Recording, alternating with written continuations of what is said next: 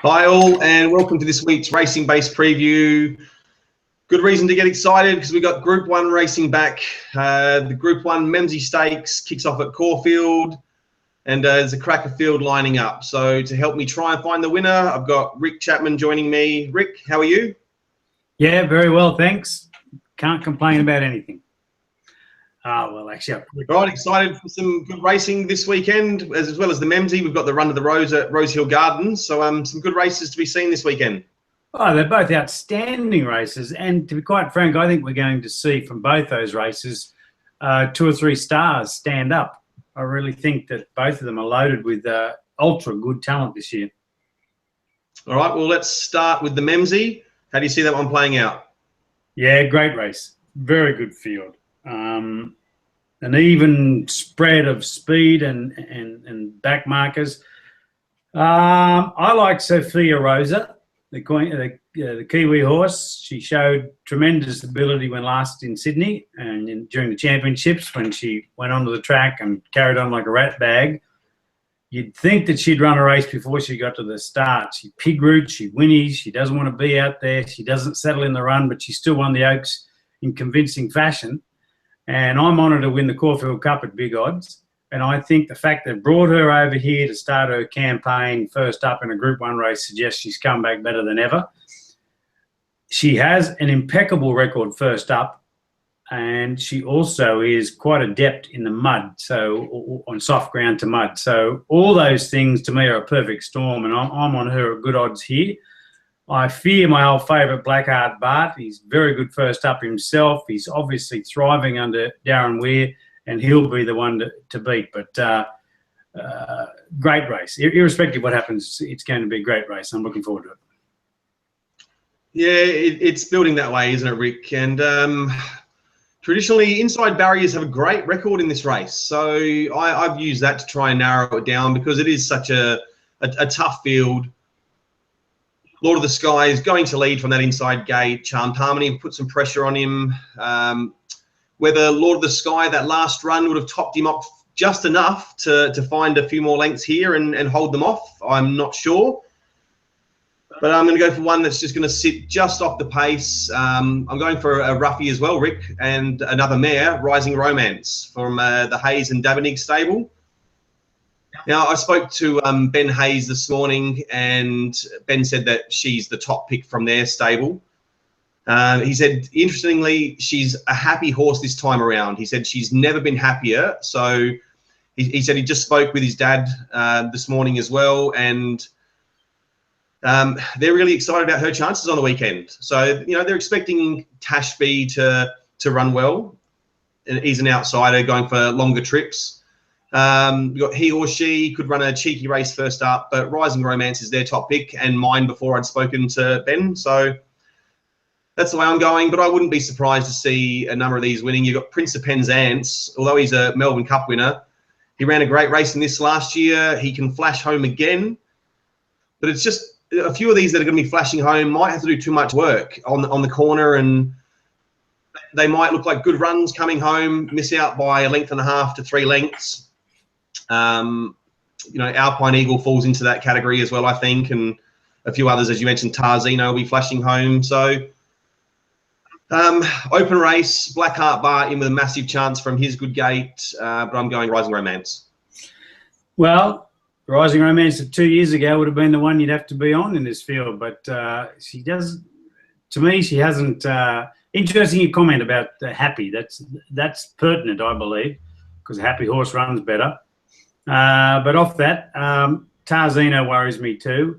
I think the way because Charmed Harmony will go forward and take on Lord of the Sky, who I was on over this distance last start. My fear was that the cleaner would clean him up early, which is what happened. And this is a tougher field, so I just can't see Lord of the Sky hanging on to beat them, especially with Charmed Harmony going up and serving it to him. I think what'll happen though, it'll spread the field out, and there'll be many lengths from first to last, and they'll give all these horses drawn deep a chance to get in and find galloping room. Tarzino will get home. We don't know how good Tavago is. His Derby win was astonishing, but is he going to back it up? Is he going to be one of those sort of 4-year-olds that like a bit of distance to show their true brilliance, or is he going to be a Faulkner type where he sits back and can do anything over any distance? I reckon it's going to answer a lot of questions for us this year for the spring, this particular race. I'm really looking forward to it. Yeah, it always does. It's a great opener, and it gives you a good guide going forward in the spring. So there we go, a couple of mares from us anyway, Rick. The Kiwi, Sophia Rosa for you, and the former Kiwi as well, Rising Romance for me. If we Quinella'd them, gee, it'll pay a bit. Absolutely, it would. And you look at Miss Rose Delago's run last week.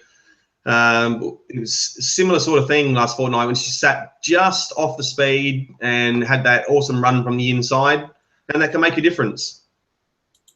Oh, there's no question. Barriers are important, particularly at funny tracks like Caulfield. Okay, well, how about over at Rosehill, the Run to the Rose? Now, it's pretty much a Group 1 field there for youngsters. It is the best Run to the Rose field I've ever seen. It's just so chock full of talent, and on top of that, you've got an even spread of it too. I wrote a comment, if only they knew that they were running for, careers in the barn later on in their lives, because this is a stepping stone to Group 1 glory. Group 2, they win this, they pretty much got a shot at being a stallion anyway. Trying to find a winner. Barrier Trial Man, and Astern was outstanding in its trial and looks $1 million. Just looks outstanding. Looks have come back better, and he was very good last time in when he was a 2-year-old. Now he's a 3-year-old. You'd have to think he's better. Il Divino's first trial was great. His second trial was horrible, and on the strength of that, I'm not going to have him at all. But he is unbeaten, and he is Winx's little brother. Then you've got horses like Telperion, who could be anything, who's not even the top John O'Shea horse in the race. Mediterranean. Well, he's had 2 runs this time in that were both outstanding, and is he up to this sort of grade? So many questions, but I'm on Star Turn because, like Astern, I think his turn of foot has improved since he was a 2-year-old, and we saw that with his first up win, which was, quite frankly, Group 1 material. I thought it was the run of a potential superstar. He brings that to this, he beats them and beats them comfortably. So I'm on the Hawks train Star Turn to win from Astern, and you could put 48 of them in for third, but probably I'll toss in Mediterranean. But I think he's a real good horse, this Star Turn, a really good horse. No El Divino top 3. That last trial was horrible, absolutely horrible. So you couldn't have him on his last trial. Plus, even if he runs up to his best, he's not top grade, I don't think, and I think Star Turn and probably Astern are. No, didn't he dead heat with Astern last campaign as well? He did when it was a bit wet, and it's going to be very wet on Saturday at Randwick towards the end of the carnival. Terrific race. Yeah, well, I think Hugh Bowman's taking the ride as well. That's got to be a bit of an indicator there too, I think, Rick. So I think it's a bit of a lottery race. Star Turn, obviously, the one to beat. I know James McDonald said that's his most looking forward to during the whole carnival. So that's saying something. And El Divino, he's unbeaten. You'd think they'd want to protect that record, and Gay would have him ready to go first up. Tough one. I won't be playing big in that race. I'll have a small interest bet, I think, on El Divino because I like him, but no confidence at all in that race. Interesting to note that El Divino's full little sister, of course, making it a half sister to Winx, was born during the weeks at Sedgenhoe Stud and is described as absolutely as good a foal as you could possibly get. So Vegas Showgirl, the mother of them, knows how to produce a foal. Yeah, absolutely she does. All right, with the 2 features covered, Rick, is there a best that stands out for the weekend? Oh, I do like one, actually, in Dermot of all places, called the Iliad. I think he's just thrown in to win that race, and he's a class above them and should get the prize in that.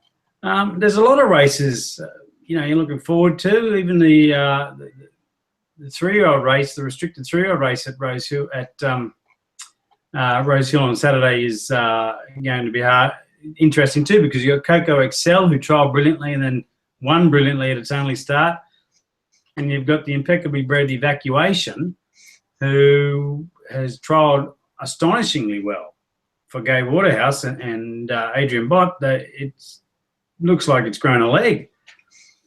So it'll be interesting to see how it goes. But no, they'll probably be my 3 main bets of the day will be the big races. There is one, Handfast. I like Handfast as well. He tried magnificently, and although he's drawn deep, he's in race 6 at Rosehill.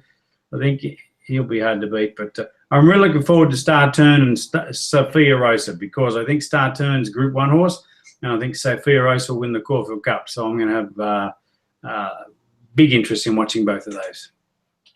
Okay, well, on the Caulfield Cup, Rick, I just also spoke with Karina O'Sullivan this morning about Magna Powell, who I thought his last run in the PB Lawrence was an absolute cracker. He got way back. He was charging home, got blocked for a run.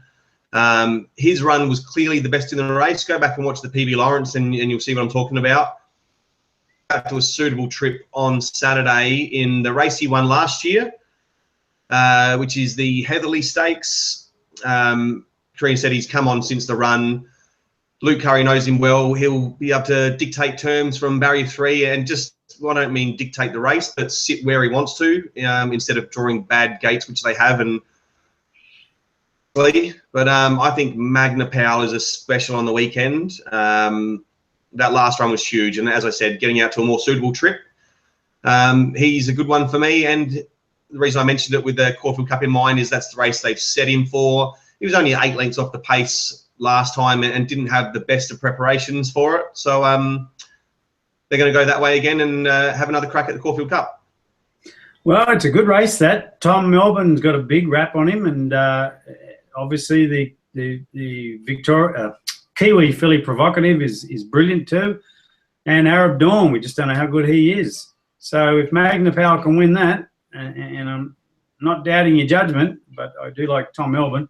But if he can win that, then he's certainly Caulfield Cup contender. There's no doubt about that. The other interesting run of that at Caulfield is, of course, Under the Louvre. Speaking of stallion prospects, he returns in a race that you wouldn't have thought he'd return in. I would have thought he'd come back in a Memsie, but 1100 first up.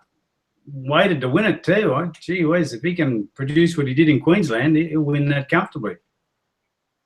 Yeah, it's a cracker race with Red Zell there as well and Shiraz, but Under the Louvre's just so competitive. He'll be charging home, that's for sure. Yeah, you wouldn't mind sending a mare to him because he is nicely bred and he's just a quality horse.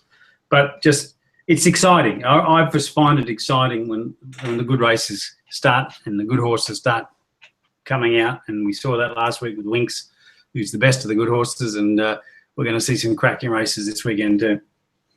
Yeah, and on that point, sending mares to be served, Rick, when I spoke to Ben Hayes this morning, he said Rising Romance will be served by a Written Tycoon after the Mackay Diva this campaign. So I know you did a write-up previously, Rick, on the effects on mares running when in foal. So like I said, she'll be served after the Mackay, so you might want to keep an eye on Rising Romance after that one. There you go. We couldn't have picked a better stallion. He's on fire, Written Tycoon. Absolutely. And another one of my best did come up in the first at Caulfield, but after speaking with Ben, I'm not so sure. Sabrika has just been so impressive the last couple of runs. She's second favourite, but Ben was saying she's got some real behavioural issues, so just to help sort that out. But talented filly, if she behaves on Saturday, I want to be on her. So I think I might watch how she behaves behind the gates first. If she's on her best behaviour, then I'll jump on. But if not, that Leody looks hard to beat as well. So you'd think it's between those two. Well, behaviour does play a role. We looked at Wall Street Wolf during the week, and he just carried on like a two-bob layer on the way to the barrier and ran his race before the race, which goes back to my original point about Sophia Rosa. She's as mad as a cut snake. She just won't settle on the way to the gates, and she wants to throw jockeys off and pig root and all that sort of stuff, but still runs really well. So that if she has settled, then that might add to her future going forward. That's right. All right. Well, there's some to follow for this week. Let's hope one of us can jag a nice roughie in the Memsie, Rick. Yeah, that'd be a good way to start off. Get the confidence of the punters back on board. Exactly right. Okay, everyone, enjoy a great weekend of racing and best of luck. Let's hope the rain stays away. All the best, everybody. Back a winner.